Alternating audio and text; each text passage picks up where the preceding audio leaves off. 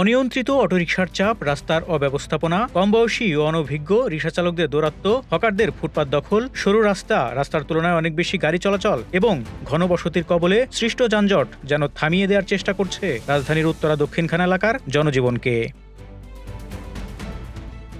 এলাকাবাসীর অভিযোগ, নিত্যদিনের জীবন জীবিকার তাগিদে আতঙ্ক নিয়ে বের হতে হয় ঘর থেকে। প্রায়শই দুর্ঘটনার শিকার হতে হয় তাদের। বিশেষ করে দক্ষিণখান থেকে কসাইবাড়ি রাস্তার তীব্র যানজটে জনসাধারণের নাভিশ্বাস হওয়ার উপক্রম। এর উপর বেপরোয়া অটোরিকশা চালকদের খামখেয়ালিতে প্রায়ই ঘটছে প্রাণহানি। এক্ষেত্রে অটোরিকশা মালিক ও চালকগণ সরু রাস্তার দুই পাশের হকারদেরকেই দোষারোপ করছেন। অন্যদিকে হকার ও পথচারীদের আঙ্গুল বেপরোয়া অটোরিকশার দিকে।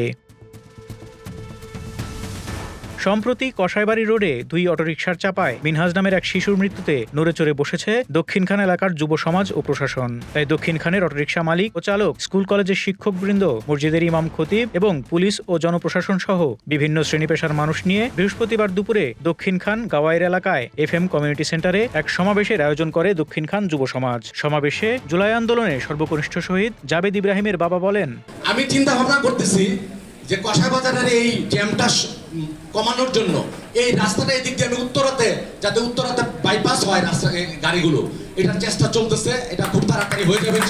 আর সবচেয়ে বড় কথা যেটা আমি বলতে চাই খুবই সংক্ষেপে, আজকে যুবলীগ, আওয়ামী লীগ, ছাত্রলীগ কিন্তু নাই, চাঁদাবাজি নাই। এখন থেকে এই আসনে, অন্তত এই 18 আসনে চাঁদাবাজি আর হবে না। অনুষ্ঠানে প্রধান অতিথির বক্তব্যে ঢাকা উত্তর সিটি কর্পোরেশনের প্রশাসক জানান, দক্ষিণখানের 18টা ওয়ার্ডের মাস্টার প্ল্যান রেডি করা হয়েছে। 18টা ওয়ার্ডের স্ট্র্যাটেজিক মাস্টার প্ল্যান রেডি, প্রতিটি ওয়ার্ডের দাগ নাম্বার সহ স্ট্র্যাটেজিক মাস্টার প্ল্যান আমি রেডি করে এটা আমি বোর্ড মিটিং এ পাস করিয়েছি সিটি কর্পোরেশনের পক্ষে। দীর্ঘমেয়াদের যে কাজগুলো সেগুলো আমরা করে ফেলেছি। এই এলাকাতে কাজ করবেন মীর স্নিগ্ধ এবং হচ্ছে যে ভাইরা, আপনার নাম জানি কি ভুলে গেছেন, হ্যাঁ, খোকন ভাইরা কাজ করবেন। আমি এই পুরো মাস্টার প্ল্যানটা আপনাদেরকে দিব।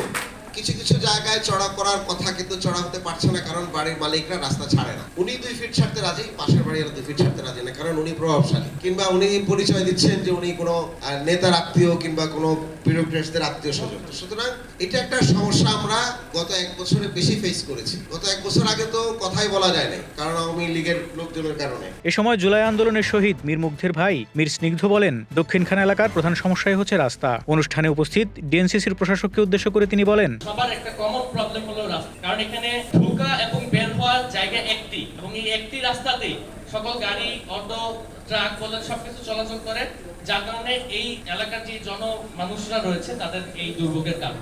তা আমাদের সম্মানিত প্রশাসক মহোদয় এখানে উপস্থিত আছেন, আমি আশাবাদী যে উনি এই বিষয়টি গুরুত্ব সহকারে দেখবেন। আলোচনা সভায় এয়ারপোর্ট ট্রাফিক কন্ট্রোলের উপপুলিশ কমিশনার বলেন, ঢাকায় যে পরিমাণ গাড়ি আছে, রাস্তা আছে তার মাত্র 24%। সুতরাং এখানে মিনিমাম 20 বছর বয়সের উপরে ড্রাইভার দিয়ে গাড়ি চালানো উচিত।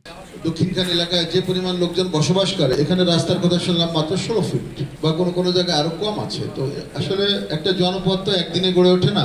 মিনহাজ, দুঃখের সাথে বলতে হয়, একটা অল্প বয়সী ছেলে আল্লাহ নিয়ে গেছেন। তো এই মিনহাজ যেখানে অ্যাক্সিডেন্ট হয়েছে, এই পয়েন্টেও আমরা দক্ষিণখান থানার অফিসার ইনচার্জ বলেন, গাড়ি ঘোরানোর সময় নির্দিষ্ট জায়গা দিয়ে নিয়ম মেনে গাড়ি ঘোরাতে হবে। অটোরিকশার ডান পাশ দিয়ে যাত্রী ওঠানামা করানো যাবে না। দক্ষিণখানের রাস্তাগুলো সংকীর্ণ, এই সংকীর্ণ রাস্তায় দেখা গেছে অটোর সংখ্যা বেশি বাইরে গেছে। আবার স্কুলের টাইমে দক্ষিণখানে অটো ছাড়া অন্য যানবাহন খুব কম, নাই, একমাত্র যানবাহন অটোই। যেন তেন ভাবে আপনার গাড়ি ঘুরাইতেছে, রাস্তায় যে কোনো পাশ দিয়ে গাড়ি ঘুরাইতেছে, এই অ্যাক্সিডেন্ট গুলো ঘটতেছে। আবার আরো আমাদেরও যাত্রীদেরও কিছু সমস্যা আছে, যে এরা ডাইন পাশ নেই, বাম পাশ নেই, উঠে যাইতেছে, কিন্তু পিছন দিয়ে যে গাড়ি আসতেছে এটা তারা খেয়াল করতেছেন না।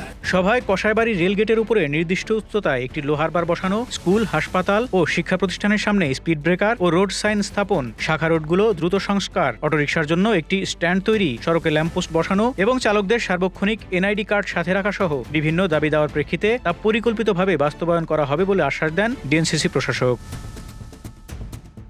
ফারুক শিমুল, ঢাকা এক্সপ্রেস।